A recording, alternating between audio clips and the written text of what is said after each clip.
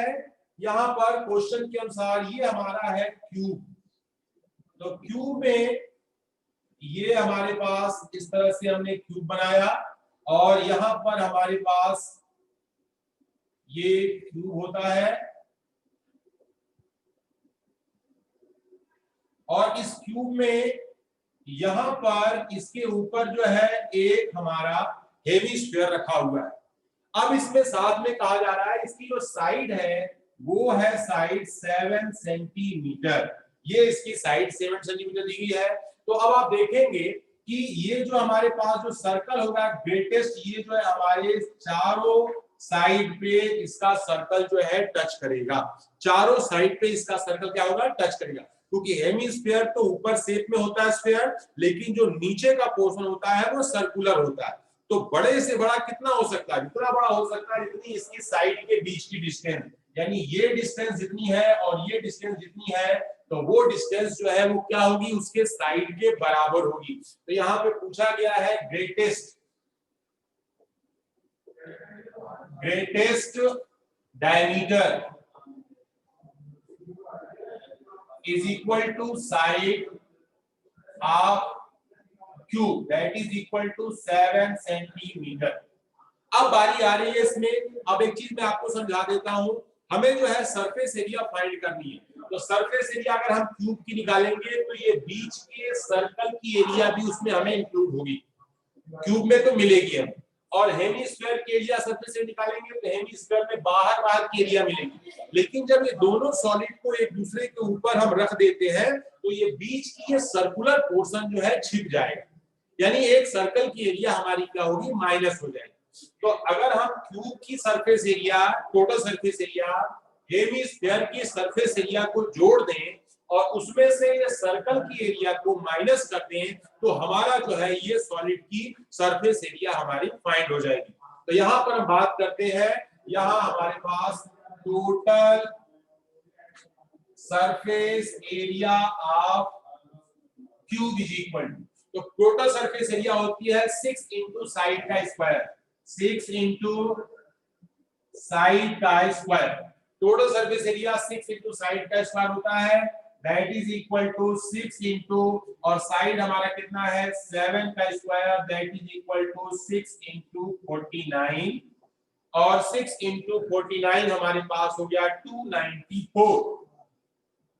294 centimetre square. और यहाँ पर हमारे पास जो है कर्व सरफेस एरिया ऑफ, यहाँ पर हमारे पास जो वैल्यू दिया गया है हेमिस्फीयर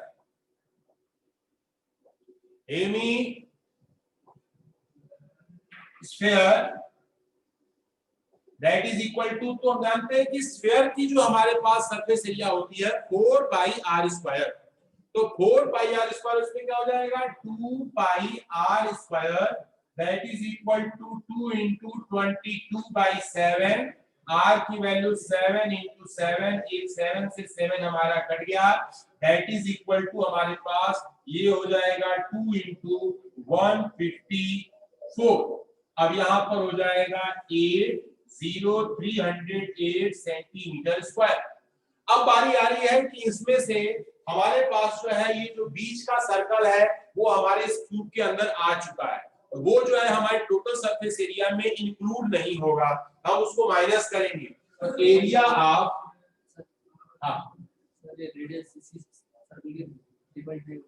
नहीं, यस, तो यहाँ पर एक छोटा सा मिस्टेक हो गया है, ये बाई में 2, हमने यहाँ पर इसकी रेडियस जो है हमने इसकी हाफ में की, रेडियस इसकी जो है 7/2 हो जाएगी। तो इसके भी बाई में आपके यहाँ पर 4 और यहाँ बाई में 4, दैट इज इक्वल टू, यहाँ पर हमारे पास जो है 2, ये 154 77, तो ये आपके पास जो है सेंटीमीटर स्क्वायर हो गया। और area of circle pi r square 22/7 into 7 into 7, 7 से 7 कट गया हमारे पास, तो ये हमारे पास फिर यहाँ पर बाई में 2 ये छूट रहा है, 2 से हमने इसे कट किया 11, that is equal to 77 by में 2, इट इज इक्वल टू 2 3 जा 6 और हमारे पास जो है 2 8 जा 16.5 सेंटीमीटर स्क्वायर। अब हमारे पास जो है टोटल सरफेस एरिया की जब हम बात करेंगे, total surface area of solid equal to, तो इन दोनों को हम ऐड करेंगे, यानी 294 प्लस 77 को हम ऐड करेंगे और उसमें से 38.5 को हम जो है माइनस करेंगे और वो वैल्यू हमारी जो हो जाएगी यहां पर हमारे पास जो है इसमें से 294 11 1 16 1 17 1 2 1 371 माइनस 38.5 और यहां पर हमारे पास जो है 332.5 सेंटीमीटर स्क्वायर। तो ये जो है हमारे पास जो हो गया, अब मैं आपको थोड़ी देर अनम्यूट कर रहा हूं और अब मैं आपसे कुछ आपकी जो प्रॉब्लम है पहले इतना मैं सुन लेता हूं। सर एक और बार बता दीजिए। इसको एक बार और बताना है? बिल्कुल मैं आपको, यस सर। हाँ, ये इसमें अभी मैं थोड़ा सा आपको देखते हुए भी मैं क्वेश्चन को बताना चाहूंगा। देखिए ध्यान से समझिएगा, ये क्यूब है जिसकी साइड दिया गया है 7 सेंटीमीटर। पहला क्वेश्चन पूछा है इसके ऊपर ग्रेटेस्ट डायमीटर का कितना बड़ा हेमिस्फीयर रखा जा सकता है। तो हेमिस्फीयर इस पर अट जाए, यानी यहां से लेकर के यहां तक पूरी इसकी एज के बराबर, यहां से लेकर यहां तक इसके एज के बराबर डायमीटर का हेमिस्फीयर ही इसके ऊपर हम रख सकते हैं।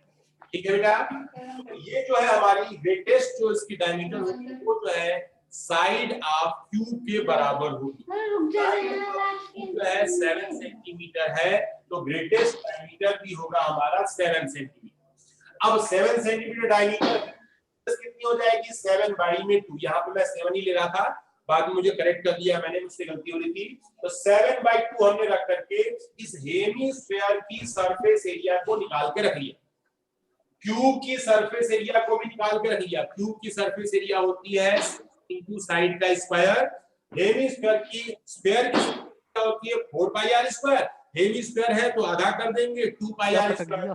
अब ये क्या है कि दोनों को जब कंबाइन कर रहे हैं, जोड़ रहे हैं, तो बीच में एक सर्कुलर पोर्शन जो है क्यूब का और हेमिस्फीयर का बीच में जो है दब गया, यानी वो हमारे सरफेस एरिया में काउंट नहीं होगा।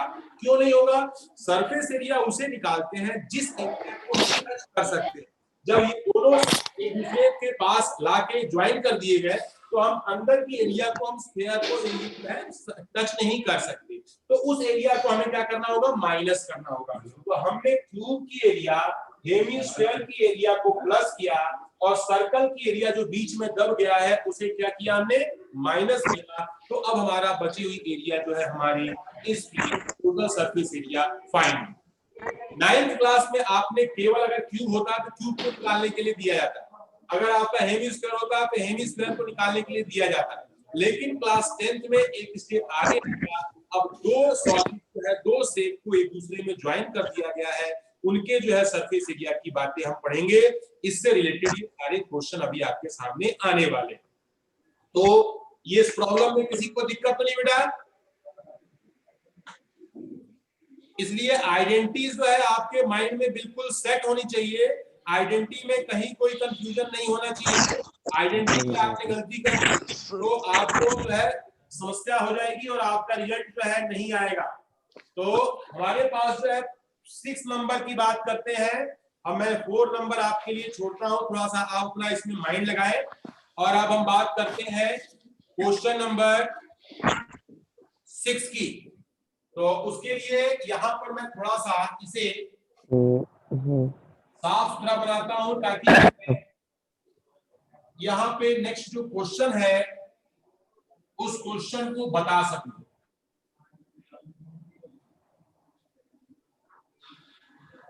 तो यहाँ हमारे पास जो है नेक्स्ट क्वेश्चन है, क्वेश्चन नंबर 6 का आता है, और मेडिसिन कैप्सूल, एक जो है मेडिसिन कैप्सूल जो है, मेडिसिन है कैप्सूल के शेप में, is in the shape of cylinder with two hemispherical stuck to each of the its end। आपने देखा होगा कैप्सूल जो होता है, कैप्सूल जो है बीच से अगर आप चाहोगे तो उसको आप निकाल सकते हैं, तो निकालेंगे तो उसमें से क्या होता है, अंदर पाउडर शेप में मेडिसिन तो रहती है, लेकिन जब उसको एक दूसरे में अंदर ज्वाइन कर देते हैं तो एक कैप्सूल का शेप ले लेता है।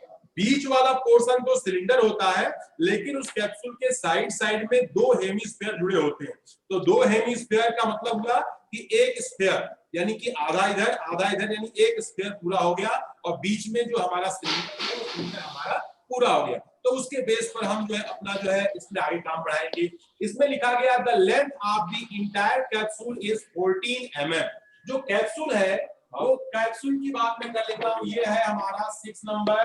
कैप्सूल का शेप थोड़ा सा यहाँ पर है, और यहाँ हेमिस्फेरिकल एंड है, ये भी हेमिस्फेरिकल एंड है, और यहाँ से यहाँ तक बीच में हमारा सिलेंडर। अब इसमें जो है टोटल जो हमारा दिया गया है, दिस इज यहाँ से लेकर के यहाँ तक की जो लेंथ है वो है 14 mm। तो 14 mm का हमारा जो है यहाँ से वैल्यू दिया गया है, और साथ में इसमें जो डायमीटर दिया गया है कैप्सूल का वो है 5।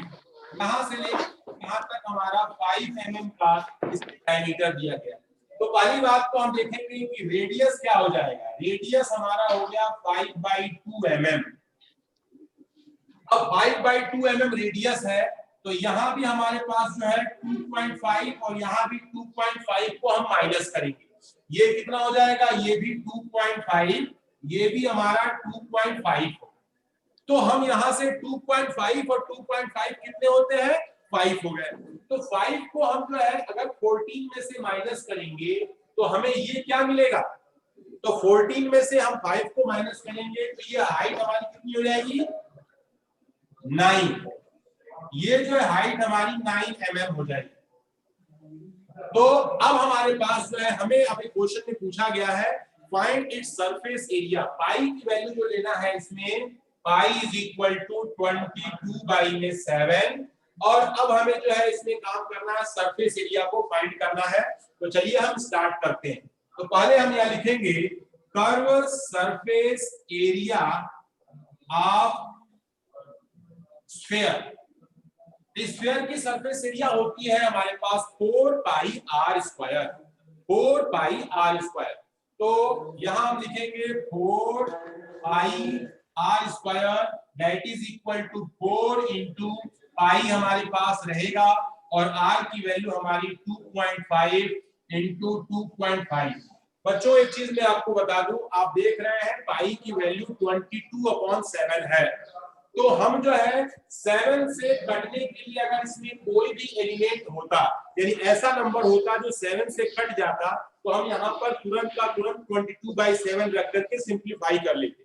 लेकिन हम देख रहे हैं ना 4 7 से कटने वाला है, ना 25 7 से कटने वाला है, तो हम क्या करेंगे, पाई की वैल्यू सबसे लास्ट में हम भरेंगे। ठीक है, तो हम क्या करते हैं इसमें, यहाँ पर हमारे पास 25 का जब प्रोडक्ट करेंगे तो ये वैल्यू कितनी हो जाएगी, तो हमारे पास जो है यहाँ पर हमारे पास 625 4 इंटू या हम एक काम और कर सकते हैं, 25 4 जा 100 में यहाँ पर क्या हो गया हमारे पास 10 और pi into 2.5 that is equal to 25 pi millimetre square. ये जो है हेमिस्फीयर की एक एरिया हमारी आ गई, यानी आधा हेमिस्फीयर इधर का आधा हेमिस्फीयर इधर का, दोनों मिलकर के एक स्फीयर पूरे हो गए। अब इसके बाद आता है curve surface area of cylinder. Cylinder की सरफेस एरिया होती है 2πrh। अब हमारे पास यहाँ भी 2 है, पाई है, r की वैल्यू हमारी वही जो है 2.5 है, h की वैल्यू हमारी 9 है। इसमें भी कोई नंबर ऐसा नहीं है जो कि जो है इसमें हमारा 7 से कट जाए, तो हम भी हम पाई की वैल्यू को नहीं भरेंगे। तो हमें आगे पास हो जाएगा 25 2 हमारे पास 55 हो गया, 45 पाई मिलीमीटर स्क्वायर। अब बात आती है कि हम जो है टोटल सरफेस एरिया देखते हैं। Total surface area is equal to, तो ये हो गया हमारे पास 25 pi plus 45 pi, that is equal to, ये कितना हो गया 550 42617 और पाई। तो अब आप देख रहे हैं कि 70 जो है 7 से कट जाएगा, यहां पर आप पाई की वैल्यू को आप सब्स्टिट्यूट कर लें, तो यहां जब पाई की वैल्यू आप रखोगे तो ये हो गया 70 इंटू 22 बाई में 7, 7 से कट गया 10, that is equal to 220 millimetre square is your required answer. तो आसान क्वेश्चन था, बस इसमें थोड़ा समझना था, मेजरमेंट जो है आपको जो है इसके अकॉर्डिंग निकालनी थी। इसमें किसी कोई परेशानी हो तो पूछ सकता है बेटा। सर एक बार और बता दीजिए। एक बार और बता दीजिए। बहुत सुंदर। कैप्सूल की टोटल लेंथ दी गई है 14 mm, कैप्सूल का जो डायमीटर दिया गया है 5 mm, और बाकी मेजरमेंट आपको अपने जो है प्रेजेंट आप माइंड से आपको जो है इसे फाइंड करना है। तो इसमें दो चीजें हैं, एक हेमिस्फीयर है और एक सिलेंडर है। हेमिस्फीयर के लिए कुछ भी फाइंड करना है तो उसके लिए रेडियस चाहिए, सिलेंडर में कुछ भी फाइंड करना है उसके लिए रेडियस और हाइट दोनों चाहिए। तो हमारा पहला टारगेट होगा इस सिलेंडर की हाइट फाइंड करना। तो आधा यहाँ पे 2.5 और 2.5 दोनों को हम जोड़ेंगे तो 5 होते हैं 5, 14 में से 5 को करेंगे तो केवल सिलेंडर की हाइट जो है हमारी फाइंड हो जाएगी। तो सिलेंडर की हाइट हमें मिल गई 9 mm, रेडियस हमारी तैयार थी, तो हमने स्फीयर का सरफेस एरिया निकाला पाई के फॉर्म में, सिलेंडर का जो है हमने सरफेस एरिया निकाला पाई के फॉर्म में, दोनों की एरिया को हमने जोड़ दिया पाई के फॉर्म में और लास्ट में पाई की वैल्यू भरा, आसानी से हमारा काम हो जाएगा। इससे हम अपना समय भी बचा पाएंगे और ऐसे क्वेश्चंस को हम सॉल्व भी कर लेंगे। अगर आपका क्वेश्चन सही हो रहा है तो आप कहीं बीच में अटकेंगे नहीं और आपका आंसर बिल्कुल एक्यूरेट अपने आप ही आना शुरू हो जाएगा। अगर आपका क्वेश्चन कहीं गलत हो रहा है तो आप जो है शुरुआत से ही उलझना शुरू हो जाएंगे और वैल्यू आंसर जो है कुछ अलग तरह से आना शुरू हो जाता है, तो आप समझ जाइए कहीं ना कहीं कुछ गलतियां आपसे हो रही हैं।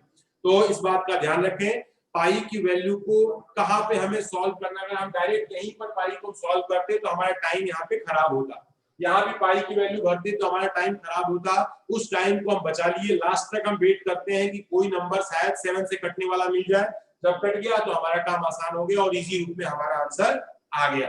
तो इस प्रकार से हमने जो है इस क्वेश्चन नंबर 6 को देखा। अब बात करते हैं क्वेश्चन नंबर 8 की, क्योंकि मैं 7 जो है आपके लिए छोड़ दे रहा हूं होमवर्क, इस पर आप अपना काम करेंगे। तो नेक्स्ट जो है हमारा क्वेश्चन है क्वेश्चन नंबर 8। अपने क्वेश्चन में पूरा समय दीजिए, ये मत सोचिए कि ये क्वेश्चन मुझे आता है तो उसको आप रिवाइज करें, प्रैक्टिस करें, और क्योंकि आपके हाथ से सॉल्व किया हुआ क्वेश्चन यदि आपको एग्जाम में मिल जाता है तो उस क्वेश्चन में समय नहीं लगना चाहिए और उस क्वेश्चन में कोई मिस्टेक नहीं होनी चाहिए, इतनी बार आपकी प्रैक्टिस होनी चाहिए। क्योंकि मान लीजिए आपके द्वारा सॉल्व किया हुआ क्वेश्चन एग्जाम में मिल गया, आप कभी न कभी इसे एक बार आप यूज किए हैं, आपने इस पर सॉल्व किया है, सॉल्यूशन किया है, तो वहां पर आप इसे करेक्ट भी करना है और उसमें आपको टाइम भी बचाना है। किसके लिए? उस क्वेश्चन के लिए जो कि उस पेपर में थोड़ा सा टफ है, जिसको लिए हमें जो है सोचने की जरूरत है, टाइम हमारा निकालना है। तो हम ऐसे के लिए हम जो है अपना काम करते हैं कि जो हमारा रेगुलर वे में पढ़ते हैं बुक के जो क्वेश्चन है उन क्वेश्चंस को हम जो है खूब अच्छे से प्रैक्टिस करें, ताकि उसमें कहीं हमें सोचने समझने की ज्यादा जरूरत न रहे। तो यही टेक्निक होती है हमें अपने टाइम बचाने की और साथ ही साथ जो है अपने नेक्स्ट क्वेश्चन के लिए जो हार्ड क्वेश्चन है उनको ट्राई करने की। ज्यादा समय बचाएंगे, आप उसे आसानी से सॉल्व कर पाएंगे। तो क्वेश्चन नंबर है 8। 8 क्वेश्चन क्या कहता है उसको समझिए। From a solid cylinder whose height is 2.4 centimetre, h कितना दिया गया है? h इक्वल टू 2.4 सेंटीमीटर, और इसके बाद डायमीटर दिया गया है d, d इक्वल टू बोला है 1.4 सेंटीमीटर, और साथ में a conical cavity of the same height of the same diameter is hollowed out. Find the total surface area of the remaining solid to the nearest centimeter square. साथ में कहा गया है पाई की वैल्यू 22/7। तो एक जो है सॉलिड सिलेंडर है जिसकी मेजरमेंट आपके सामने दी गई है, और ये जो है सॉलिड है। कैविटी का मतलब होता है उसमें जो है होल करना। आपने दांतों में कैविटी का नाम सुना होगा, तो वैसे ही कैविटी का मतलब कि इसमें जो है हमें कैविटी यानी कि उसमें जो है होल करना है, होल करके उस कोनिकल सेक्शन को हमें निकाल के बाहर कर देना है। अब बचे हुए सेक्शन का हमें सरफेस एरिया निकालना है। सरफेस एरिया वो एरिया होती है जिसकी सतह को हम टच कर सकते हैं, छू सकते हैं। यानी कि इसके अंदर जो हमारा कोनिकल पोर्शन है इसे भी हमें टच कर सकते हैं, इसके बाहर के कर्व को भी हम टच कर सकते हैं, नीचे के बॉटम को भी हम टच कर सकते हैं। इसमें 3 एरिया प्लस होती है। एक बात और ध्यान रखिएगा, वॉल्यूम निकालते समय हम जो है अगर यही क्वेश्चन में वॉल्यूम निकालना होता तो कोन के वॉल्यूम को सिलेंडर के वॉल्यूम में से माइनस करते, लेकिन हमें यहाँ पर जो है सरफेस एरिया निकालना है, तो हम जो है सिलेंडर की सरफेस एरिया में हम जो है कोन की सरफेस एरिया को प्लस करेंगे, क्योंकि ये भी सतह है और ये एक्स्ट्रा सतह हमारी जो है बढ़ गई है।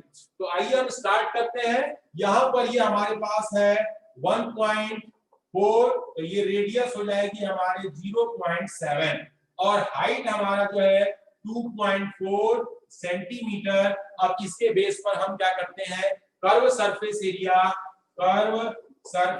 Area of cylinder is equal to 2 pi RH, that is equal to 2 into 22 by में 7 को लिखा हमने क्योंकि हमें R की वैल्यू इससे कटने वाली है।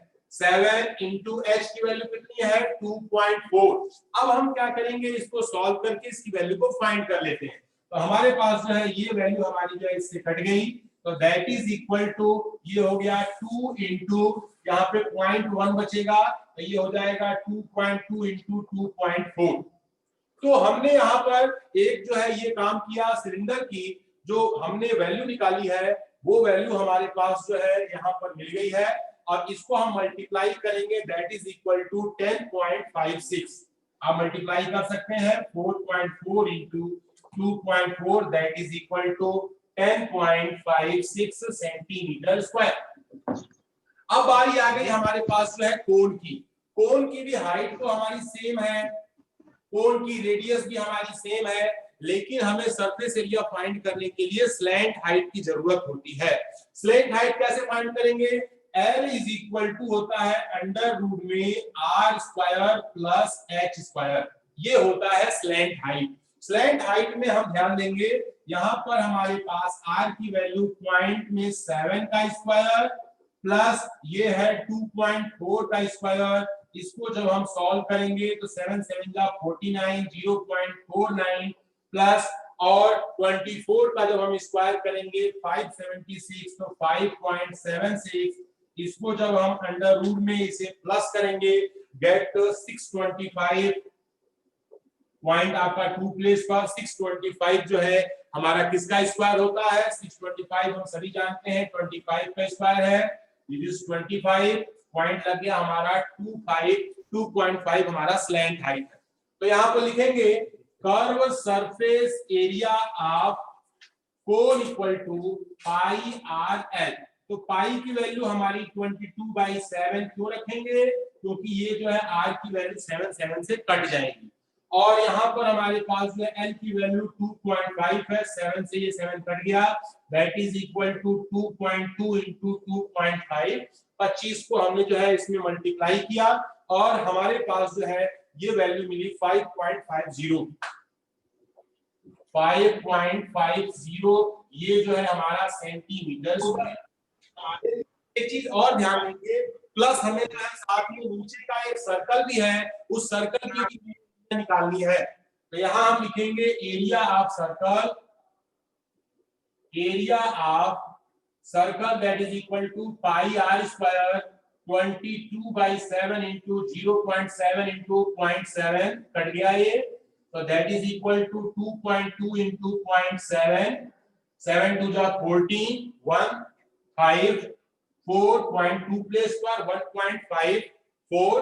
अब हमें क्या करना है, तीनों को ऐड करना है, इसे भी और इसे भी। इन तीनों को जब हम ऐड करेंगे तो हमें जो है इस सॉलिड का टोटल सरफेस एरिया फाइंड हो जाएगा, और हम जो है इसे आसानी से फाइंड कर सकते हैं। तो यहाँ हमारे पास हो गया total surface area of solid is equal to, पहला क्या हो गया हमारा 10.56, दूसरा कितना है 5.50, तीसरा है 1.54, इन सभी को हम प्लस करेंगे, 0 हो गया 1, 15, 1, 16, 1, 6, 7, 17.60 सेंटीमीटर स्क्वायर यहाँ पर हमारे पास है। तो कहा गया है कि नियरेस्ट सेंटीमीटर भी एक वर्ड यूज किया है, ध्यान रखिएगा बच्चों।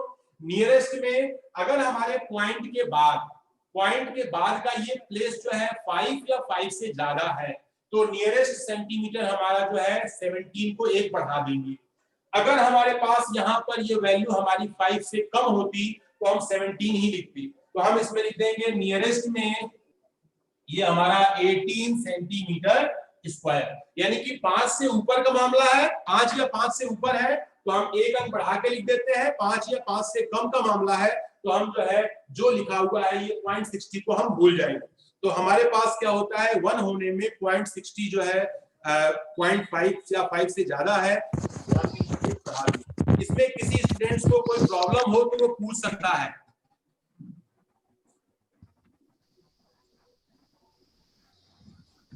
कोई दिक्कत तो नहीं हो रही बेटा इसमें समझने में? No sir. क्लियर है बिल्कुल? क्योंकि अब जो भी टेस्ट होंगे, जो असाइनमेंट होंगे वो सरफेस एरिया वॉल्यूम के ही होंगे। आप बिल्कुल केयरफुली आप इसको सॉल्व करेंगे, देखेंगे, कोई भी कंफ्यूजन आपको नहीं होना चाहिए, अच्छे से समझ लीजिए। अभी सरफेस एरिया वॉल्यूम केवल अभी अपनी एनसीईआरटी पढ़ना है, जब पूरा कमांड हो जाए तब आप बाहर किसी बुक पर जाएंगे।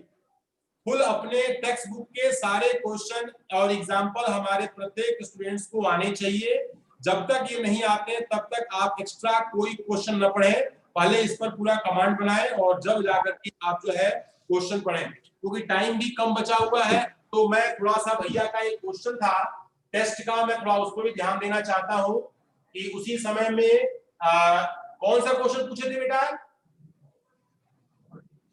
14 नंबर शायद आपने पूछा था, एक बार मैं देख लेता हूं। The radius of the circle is diminished by 10%, then its area of diminished by, यही क्वेश्चन है।